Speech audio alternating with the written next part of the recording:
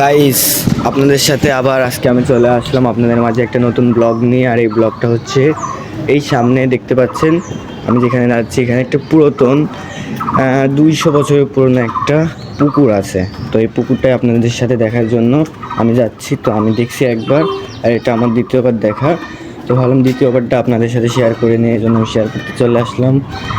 তো কে কোথার থেকে দেখছেন অবশ্যই আমার ভিডিওটাকে সাবস্ক্রাইব করে দেবেন, চ্যানেলটাকে শেয়ার করে দেবেন, আর ভিডিওটা সবার মাঝে দেখার সুযোগ করে দেবেন। এই হচ্ছে পুকুর গাইস। এরই মাঝে দেখা হয়ে গেল আমাদের সবার পরিচিত একটি মুখ চেনা সাপ, সেটা হচ্ছে ধোরা সাপ। ওই যে দেখতে পাচ্ছেন একটি হলুদ রঙের একটি ধোরা সাপ। আর ওই সাপটি ধরেন এমনই একটি সাপ, যে সাপটি যার কোনো মূল্য নাই, যাকে সাপ জগতে কেউ ভয় পায় না। আর এই পুকুরটা অনেক পুরনো, দেখেই বুঝতে পারছেন যে কত পুরনো পুকুরটা হয়ে আছে আর কি। তো গাইস, অবশ্যই আমার চ্যানেলটাকে সাবস্ক্রাইব করবেন, ভিডিওটা ভালো লাগলে অবশ্যই লাইক করবেন, কমেন্ট করবেন।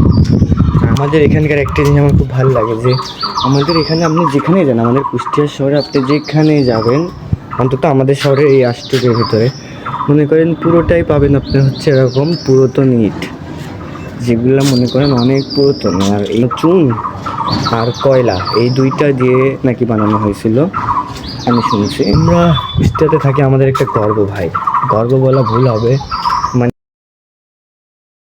ভাই কুষ্টিয়া আমাদের জন্য একটা অমূল্য সম্পদ, যার কোনো তুলনা হয় না। আর এই দেশটার মাঝে যে এত সুন্দর একটা সাংস্কৃতিক শহর যেটাই বলেন আছে, সেটার জন্য আমরা অনুপ্রেরণা। আমাকে অবশ্যই জানাবেন, আমি তা আপনারা না জানালে তো আমি দেখাইতে পারবো না। আর আপনাদের সাথে পরিচয়, বন্ধুত্ব, ভালোবাসা, ফ্রেন্ডশিপ না হইলে তো আপনাদের সাথে তো কোনো কিছু শেয়ারও করতে পারবো না। আর আপনারা যদি আমাকে নিজের মনে করে না নেন, তাহলে তো আপনাদের সাথে আমি চলতেই পারবো না।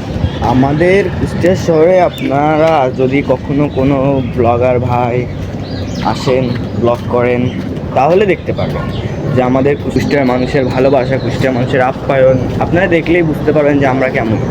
আর আমাদের রিয়ালিটিগুলোও কেমন। একবার করে হলেও কুষ্টিয়াতে এসে ব্লগ করবেন, কুষ্টিয়াকে তুলে ধরবেন, কুষ্টিয়া দেখবেন।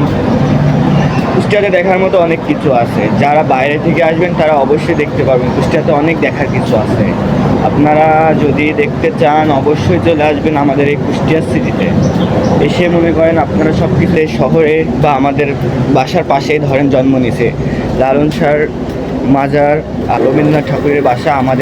তো আপনারা যারা যারা আসবেন অবশ্যই ভিডিও করে নিয়ে যাবেন। সবাই ভালো থাকবেন। তো গাইজ, এই ছিল আমার আজকের ভিডিও। যদি ভালো লাগে তাহলে অবশ্যই আমার চ্যানেলটাকে সাবস্ক্রাইব করে দিবেন, লাইক করবেন, কমেন্ট করবেন, শেয়ার করবেন। আর ভিডিওটা ভালো লেগে থাকলে অবশ্যই আমার চ্যানেলটাকে একটা লাইক করে দিয়ে যাবেন।